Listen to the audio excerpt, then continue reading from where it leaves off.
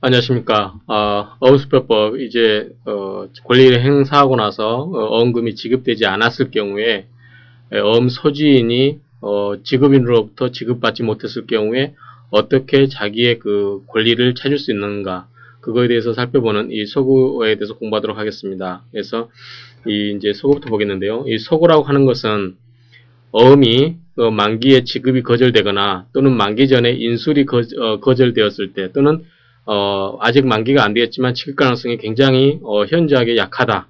그랬을 때 어음 소지인이 자기의 전자에 대해서 어음 금액 기타 비용의 그런 것을 상환을 청구하는 것, 이러한 것을 소구 또는 상환 청구라고 합니다. 그래서 우리 민법상의 하자담보 책임하고 동일한 취지인데 그림을 그려서 설명을 드리도록 하겠습니다. 자, 예컨대 환음을 가정을 예를 들면, 자, 발행인이 어음을 발행하겠죠? 발행인이 어음을 발행해지고 이걸 수취인한테 교부를 합니다.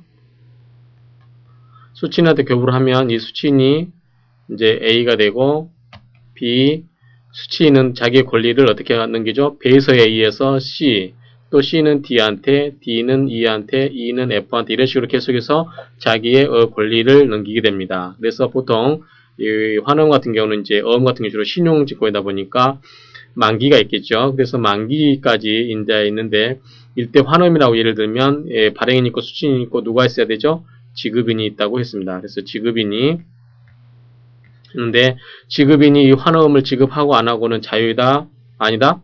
자유입니다. 그래서 지급인이 이 환음에 대해서 반드시 지급해줘야 될 의무는 없습니다. 그러면 이 지급인은 나중에 책임을 지는 경우가 있는데 어떤 경우냐면 지급인이 이 어음에 대해서 환음에 대해서 지급을 해주겠다라고 확약을 해주는 거, 이것을 뭐라고 그랬죠? 인수라고 그랬습니다. 그래서 이거를 인수라고 했고 이걸 인수를 하게 되면 인수인의 지위로 바뀌게 되면서 인수인은 무슨 채무자? 주채무자, 최종 채무자라는 거죠. 끝까지 자기가 책임을 져야 되는 인수인의 지위로 돼버리면서 인수인 주채무자가 됩니다. 그러면 지급인이 인수인이 되고 안 되고는 자기 자유지만 일단 인수인이 되게 되면 채무자를 지게 되는데 이 F가 현재 소지인입니다. 어음을 들고 있는 소지인이 이 지급인 됐든 인수인 됐든 이런 사람들한테 가가지고 만기가 됐어요. 만기가 돼가지고 자 만기가 됐으니까 어음 금액을 지급해 주세요 라고 했는데 지급이 안 됐어요. 내가 돈이 없다. 지급인이 또는 인수인이 내가 돈이 없기 때문에 당신한테 지급해 줄 수 없다 라고 하는 거죠. 또는 만기 전에라도 이 사람이 지급인이지만 지급인한테 가서 이 사람이 만기까지 기다리지 않고 이 사람이 만기 전에도 지급해줄 의사가 있는지라고 물어보는 게 뭐라 했죠?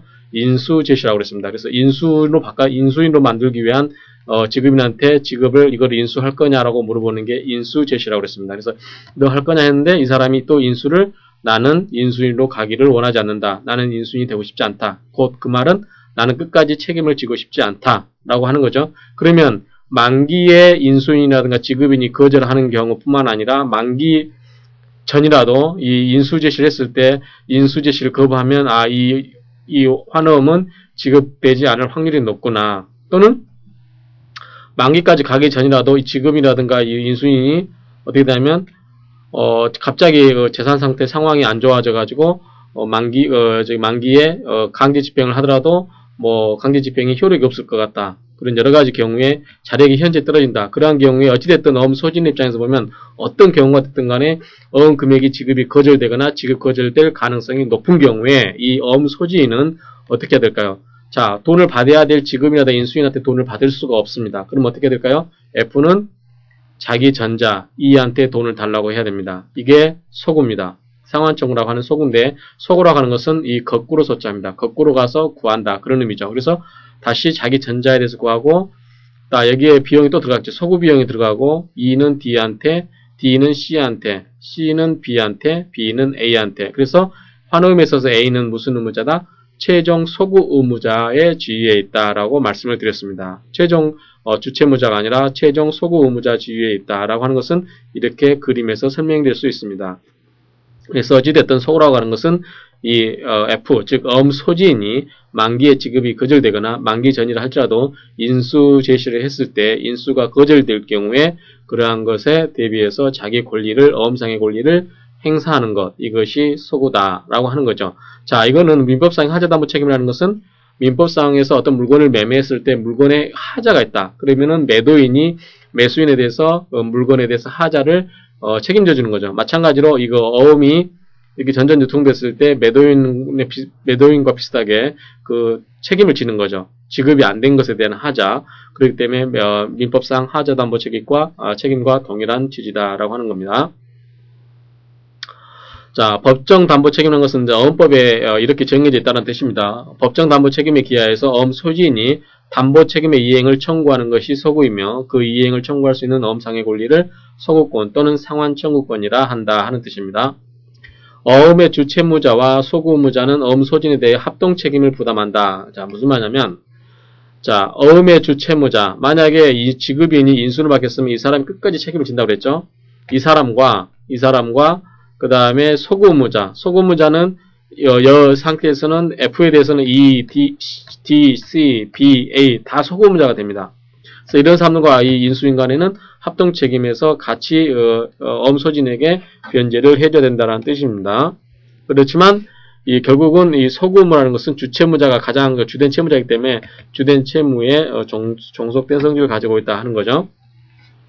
자, 소구에 관한 입법주의는 뭐냐면 쉽게 이야기해서 어떨 때 소구권을 인정해 줄 것이냐 하는 겁니다. 그래서 이권주의라고 하는 것은 인수 제시와 지급 거절을 거부한다. 아까 우리 같은 경우는 이제 우리나라 예를 들어보면 일권주의인데 무슨 말이냐면 지급 거절 시뿐만 아니라 인수 거절 시에도 상환 청구권을 인정하는 입법주의다. 이권주의는 이거를 분리하는 거죠. 그래서 지급 거절 시에는 상환 청구권을 인정하고 인수 거절 시에는 담보 청구권을 인정한다는 건데 선택권은 이 어음소지인에게 그 권리를 어떤 권리를 행사할 것인지 선택권을 준다는 건데 큰 의미는 없고 우리나라는 이 일권주의 하에서 지급 거절이거나 인수 거절 때 다 이 소구권은 행사할 수 있다라고 이해를 하시면 됩니다. 자, 소구권자는 누구냐? 방금 그림에서 설명드렸죠. A, B, C, D, E, F. 그 다음에 얘가 이제 Z라고 했을 때 이게 이제 그 지급인이죠. 이때 소구권 행사할 수 있는 누구죠? F죠. 즉 누구죠? 최후의 정당한 어음소지입니다. 만약에 이 사람이 소구권 행사해서 E가 이 사람한테 소구 의무를 이행을 했습니다. 그럼 누가 소구권자가 될까요? 이제 A가 됩니다.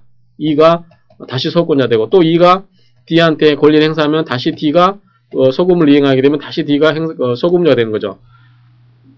그러면 A까지 A까지 왔을 때 A는 최종 소구음자이기 때문에 권리자가 될 수 없겠죠. 마지막에 소구음을 이행해줘야 될 의무자지 A는 최종 소구 권리자가 될 수는 없는 거죠. 그래서 2차적으로 뭐냐면 소구 의무를 이행해서 어음을 환수한 자, 이런 경우는 E나 D 이런 사람이 되겠죠. 그 다음에 소구 의무자를 위한 담보 의무를 이행한 보증인, 그 다음에 참가 지급인, 그 다음에 어음 채무를 변제한 무권 대리인 이런 사람들이 자 무권 대리인이라고 해서 크게 생각하실 건 없고 일단 어음 채무를 갚아준 거죠. 대신 갚아주는 그런 사람도 그 권리를 자기의 예컨대 이 상태에서 E한테 F가 E한테 소구권 행사했을 때 E가 돈이 없는데 대신해서 갑자기 어떤 사람이 나타나서 소구 의무를 이행해주고 자기가 그 의무를 들고 있습니다. 이게 바로 무권 대리인데 이런 경우에 무권 대리인도 다시 D한테 권리를 행사할 수 있는 거죠. 그렇기 때문에 이런 건 2차적이다 하는 겁니다. 그림만 여러분들이 이해하시면 됩니다. 자, 소구의무자라는 것은 소구의무를 이행했을 때 당하는 사람이죠. B에서는 아까 있었죠. C, D, E 이런 사람들, 그 다음에 이들의 보증인, 참가인수인, 무권대리인 이런 사람들이 있고 자, 환음의 발행인은 최종 소구의무자의 지위에 있다라고 말씀을 드렸습니다. 자, 환음의 발행인은 소구의무를 어떠한 경우도 면할 수 없다. 그랬죠. 왜? 최종 소구의무자이기 때문에 자기가 이 의무를 이행하지 않겠다라고 하는 것은 어음을 발행해냈고 환음을 발행해냈고 자기는 책임 하나도 안 지겠다라고 하는 뜻과 같은 거죠. 그래서 이거는 있을 수가 없는 거죠. 그 다음에 배서에는 무담보배서라든가 출시미임 배서 등의 경우는 소구의무를 면할 수 있다. 자, 무담보배서가 뭐죠? 자, 무담보배서가 뭐죠? A, B, C, D, E, F 이렇게 갔을 때 자, E가 자, 앞으로는 배서에서 넘기지 마라고 하면 이게 배서가 안 되겠죠. 계속. 그랬을 때 배서가 계속 전전 유통되더라도 이 나머지 사람들에 대해서 F에 대해서는 책임을 지지만 이 이유에 대해서는 자기는 담보하지 않겠다라고 하는 거죠. 그래서 이러한 무담보배서라든가 추심인배서 뭐죠? 권리를 행사하지 않고 단지 나를 위해서 어떤 권리 행사할 자를 대리해서 보내는 거죠. 그러한 경우는 소고무를 면할 수가 있다. 그런 말이고요. 자, 인수인은, 환음의 인수인은 뭐다? 주채무자이지 소고무자가 아니다. 이런 걸 설명을 드렸습니다. 그래서 이 약소고음과 수표요금은 어떠냐? 이런 것은 여러분들이 쭉 읽어보시면, 이 환음과 별반 차이가 있지 않습니다. 한번 읽어보시고요. 다시 이제 책임의 성질은 합동책임이다. 라고 할까? 아까 부연 설명서 드렸기 때문에 넘어가도록 하고요. 그 다음에 소급권의 양도는 소급권은 어음상의 권리이므로 이거를 어음상의 권리는 어떻게 양도할 수 있죠? 배서라든가 교부에서 양도할 수 있죠. 그래서 이 소급권도 하나의 어음상의 권리이기 때문에 배서라든가 교부 방법에 의해서 양도가 가능하다 하는 거죠. 그러면 이제 소구의 요건에 가서 그럼 어떨 때 소구권을 행사할 수 있느냐 하는 거죠. 그러면 소구권의 요건에서 우리 영어법에서는 크게 이제 그 만기 전 소구와 만기 때의 소구 또는 이제 두 가지로 나눠서 설명하고 있는데 먼저 만기 전. 자, 일반적으로 이때 만기가 9월 30일이라고 하면 지금 현재 8월 30일이라고 가정을 하는 거죠. 그럼 이때 8월 30일에서는 어음상의 권리를 자기가 이게 지급인에 대해서 행사할 수가 없는 거죠. 그러면 자기가 9월 30일까지 기다렸다 어음상의 권리를 행사해야 되는데 그러면은 이때 9월 30일에 가서 돈을 달라고 했는데 돈을 주지 않았을 때 비로소 그때 소급권 행사 가능한 거죠. 근데 8월 30일에는 이 사람이 돈 줄지 안 줄지를 아직 모르는 겁니다. 그렇기 때문에 미리서 소급권을 행사한다는 것은 말이 안 되겠죠. 왜냐하면 9월 30일 날 기다려서 9월 30일 날 소지인이 지급인한테 어음금을 청구했지만 지급인이 지급하지 않았을 때 비로소 소급권을 행사하는 거기 때문에 만기도 아직 안 됐는데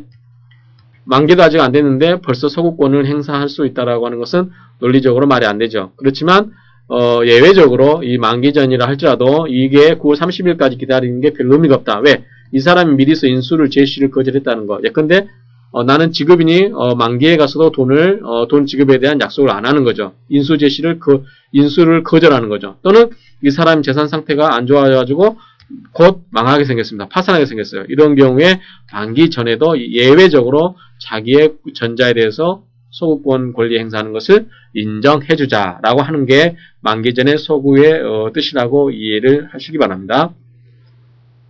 자, 인수의 전부 또는 일부의 거절. 방금 설명드렸고요. 인수 제시한 경우에 그것을 거절한 경우, 이런 경우에 소구권을 행사할 수 있습니다. 만기 전이지만 원칙적으로 언제 행사한다? 원칙적으로 만기에 행사하는 게 원칙이다. 만기에 어음을 제시했을 때 지급되지 않았을 때 비로소 행사할 수 있는 거지만 예외적으로 지급 가능성이 없을 때, 즉 예를 든 게 인수 제시를 했지만 인수를 거절하는 경우, 이런 경우죠. 이런 경우 전부 인수 제시를 거절한 경우에 해당되겠습니다. 그 다음에 이제 실질적 요건에서는 지급인 또는 인수인의 파산, 인수 제시 금지엄의 발행인의 파산.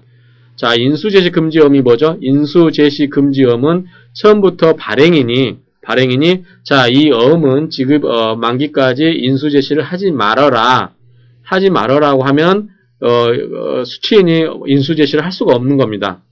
그렇지만 만약에 인수 제시를 만기까지 기다리는데 인수 제시를 만기까지 기다리지 않고 미리서 물어볼 수 있는 방법이 없잖아요. 왜냐하면 만기까지 무조건 기다리기 때문에 그때는 누구만 쳐다보고 있어야 된다? 그때는 발행인만 쳐다보고 있어야 되는 거죠. 이때는 인수제시 금지엄은 지급인을 쳐다볼 필요가 있습니까? 없습니까?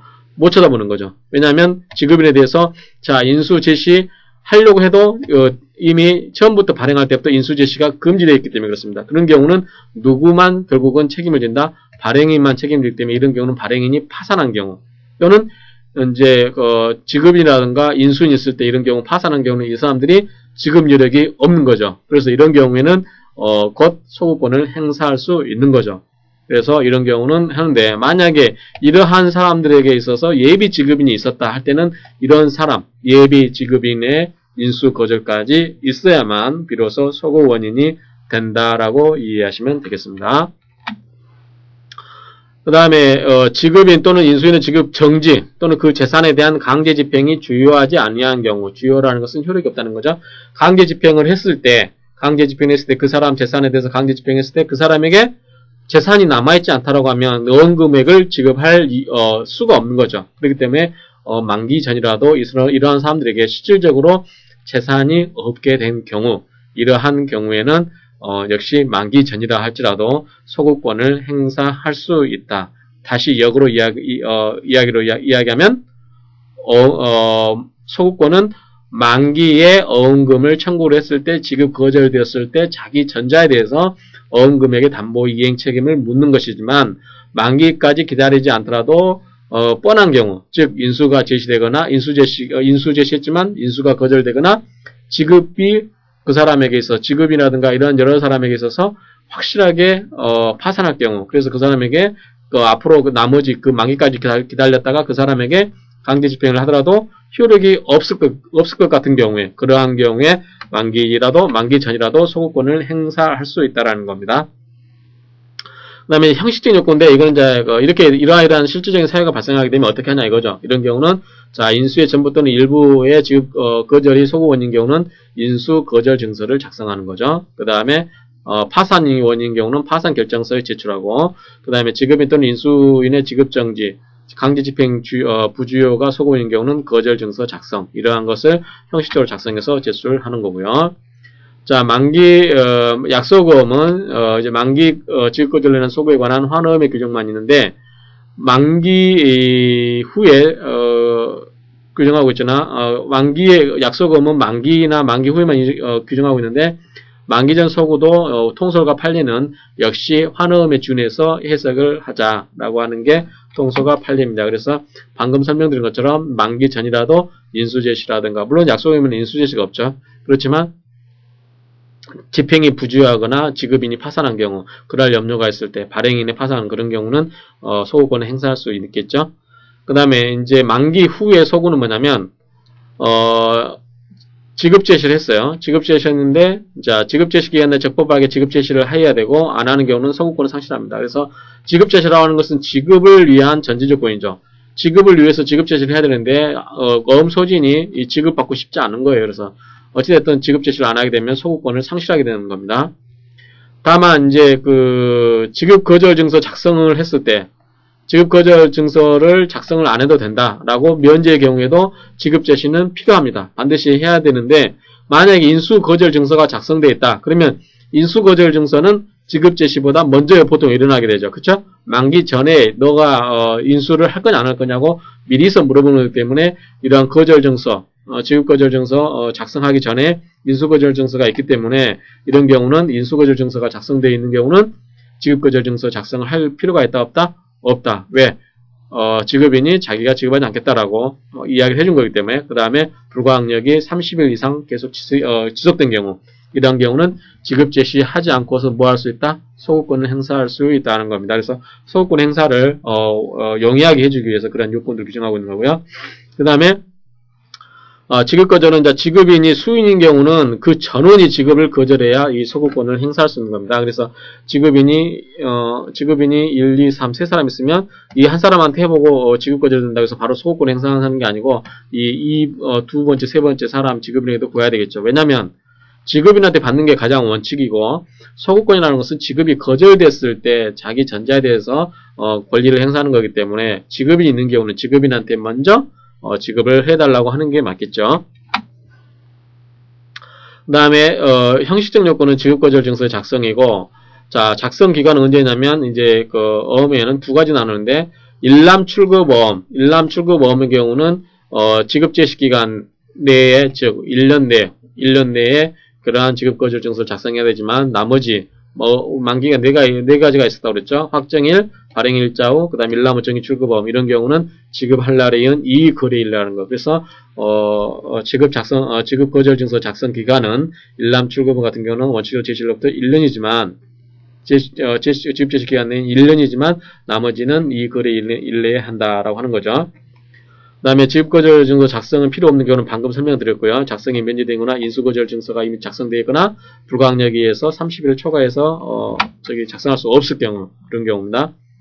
수표의 소구 요건인데, 수표는 이제 지급 거절만이 소구원입니다. 인수거절이라는 것은 없죠. 그 다음에 만기가 없기 때문에 만기 전, 만기 후 이런 말이 필요가 없는 거죠. 수표는 일단 수표는 만기가 없다라는 거. 그 다음에 지급거절증서 작성 똑같이 해야 되고요. 소급권 행사하기 위해서는. 그 다음에 수표는 지급거절증서 말고도 또 뭐가 있다고 했죠? 어음교환서라고 했죠. 어음교환서에서의 선언도 지급거절증서 작성과 동일한 효력이 있다라고 이해를 하시면 되고, 환엄은 불광력 경우는 아까 30일이었는데 어음 같은 경우는 30일이었는데 수표는 며칠이다? 15일 이내입니다. 그래서 약간 날짜 차이가 있고요. 그러면 불광력적 사유라는 게 뭐냐라고 하는데 일반적 장애가 있고 뭐 여러 가지가 있는데 이거는 여러분들이 법을 공부하시는 분들은 대부분 이 불광력적 사유에 대해서 다 잘 아실 겁니다. 예컨대 뭐 해상법이라든가 이런 경우도 다 규정이 되어 있기 때문에 또는 뭐 민법에서도 많이 언급되어 있던 부분 때문에 이런 것은 쭉 한번 읽어보시면 되겠습니다. 다만 소지인에게 개인적인 사유는 해당되지 않는다라고 하는 거죠. 거절증서라고 하는 것은 어음상의 권리 행사 또는 보존에 필요한 어음상의 행위가 정당한 사람에 대해서 정당한 권리자에 의해 시, 장소에서 행해졌다는 것과 그 행위 결과를 모든 이해관계인에 대하여 간이 신속 확실하게 증명해서 어음거래의 안전을 확보하고자 하는 목적을 가진 공정증서다. 공정증서다라고 하는 거죠. 거절증서 작성이 필요한 경우, 자, 인수거절, 인수제시일자 또는 인수일자 기재가 기재를 거절한 경우, 뭐 어찌됐든, 이런 경우는, 어음상의 권리 행사자가, 어음상의 권리 행사를 하려고 했을 때, 비협조적인 거죠. 그런 경우가 전부, 맞고. 그 다음에, 거절증서를 작성하지 않는 경우는 작성이 면제되어 있는 경우, 그렇죠? 그 다음에 인수거절증서를 작성시킨 후에 지급거절하는 경우, 이런 경우는 없이 할 수 있다고 방금 전에 또 설명을 드렸습니다. 자, 이거는 지금부터는 이제 실무적인 내용이라서 어법적 내용보다도 실무적인 내용인데, 작성기관이 어디냐? 공증인이다. 뭐 집달리 합동법률사무소다. 그 다음에 작성장소는 제시장소다. 그 다음에 작성기간은 제시기간 정함이 있는 경우는 기간 내고 그렇지 않은 경우는 만기일 전일까지다. 작성 방법은 어음이라든가 또는 보전에 한다. 그 다음에 뭐 이런 식으로 쭉 읽어보시면 되겠습니다. 거절증서 작성 면제는 방금 설명드린 것처럼 뭐 굳이 거절증서 작성하지 않더라도 소급권 행사가 용이하게 할 수 있는 경우, 그런 경우죠. 그런 경우는 이제 소급권 보존의 조건으로서 작성해야 되는 거절증서 작성을 면제시키는 것이다. 그 말이 무비용 상환이다 라고 하는 거라고 이해하시면 되겠습니다. 그래서 서구 의무자의 이익을 보호하고 인수 또는 지급거절 사실의 공표를 방지하는 실익이 있다. 지급거절 증서를 작성해버리게 되면 다 알리는 거죠. 그래서 이런 경우 인수라든가 지급거절 사실을 공표를 안 알리고 싶은 경우, 그러한 경우에 거절 증서 작성을 면제하는 경우, 누가 면제해주면 됩니까? 서구 의무잖아요. 그 서구 의무를 이행할 사람이 제발 이 어음이 지급거절됐다라고 하는 것을 알리지 말아다오라고 원하는 경우가 있을 수 있잖아요. 그런 경우는 굳이 알릴 필요가 없기 때문에 이런 건 서구 의무자가 그런 경우에 대해서 면제를 해주는 겁니다. 결국 면제를 해주면 누가 이익을 보는 거죠? 어음 소지인이 이러한 거절증서 작성을 할 필요 없이 바로 뭘 할 수 있다? 소급권을 행사할 수 있기 때문에 오히려 더 유리하다. 그렇기 때문에 이러한 서구 의무자가 이걸 면제를 시켜주면 어음 소지인은 더 편하게, 즉 용이하게 권리를 행사할 수 있다. 또 하나는 뭐가 있냐면 거절증서 작성 비용을 부담을 면제한다. 이렇게 되는데 이렇게 했을 때 소급권을 계속 행사하게 되면 어떻게 될까요? 소급권 행사할 때마다 비용이 들어갑니다. 그 비용을 어떻게 될까요? 갈수록 비용이 늘어나겠죠. 그렇죠? 비용이 늘어나기 때문에 비용을 줄이기 위해서 이 인수거절증서 작성을 하는 거죠. 왜냐 공증기관에 가서 인수거절 증서를 작성하려면 돈이 나가지 않습니까? 그래서 그러한 돈을 계속해서 순차적으로 하다 보면 이게 100사람이 있다 그러면 100번 하게 되면 어떻게 비용이 눈덩이처럼 불어나겠죠. 각각 100사람이 다 하기 때문에. 그렇죠? 그래서 그러한 경우에 비용을 100사람이 다 하는 건 아니겠지만 어찌됐든 자기가 받은 걸 그대로 갖고 있기 때문에 넘겨주면 되겠지만 어찌됐든 그 비용을 작성함으로써 비용이 발생한다라는 거. 그래서 그 비용을 면제시켜주기 위해서 거절증서 작성을 면제를 할 수 있다라고 하는 겁니다. 그 다음에 환음의 인수인, 약속음의 발행이 누구죠? 이 사람 주체문자죠. 주체문자는 거절증서 작성을 면제할 수가 없다라고 하는 거고요. 면제의 방식은 무비용 상환, 지급 거절증서 불효 등의 문헌을 어음에 기재하고 기명날인 또는 서명한다 라고 하는 거고요.